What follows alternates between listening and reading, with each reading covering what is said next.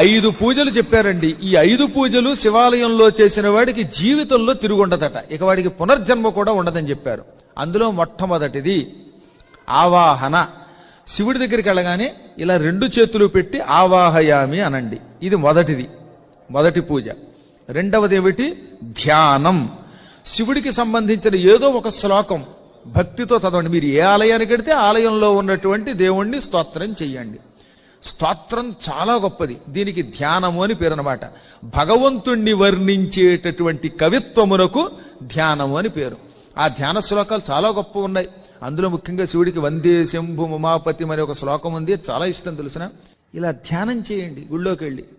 వెంటనే దానివల్ల ఈ జన్మలో కావలసిన భుక్తి లభిస్తుంది. ఇంకా మూడవది ధూపం. ఈశ్వరుడికి అత్యంత ప్రీతిపాత్రమైన ఉపచారములలో మూడవది ధూపం. ధూపం బాగా ఇస్తే, శివుడికి బాగా సాంబ్రాణి వెలిగించి లేక అగరత్తులు వెలిగించి ధూపు స్టిక్కులు వెలిగించి పొగ పెడితే వద్దంటే డబ్బు వస్తుంది. ఇంకా దీపం వెలిగిస్తే జ్ఞానం కలుగుతుంది. ప్రదక్షిణ మహాపాపాలు తొలగిస్తుంది.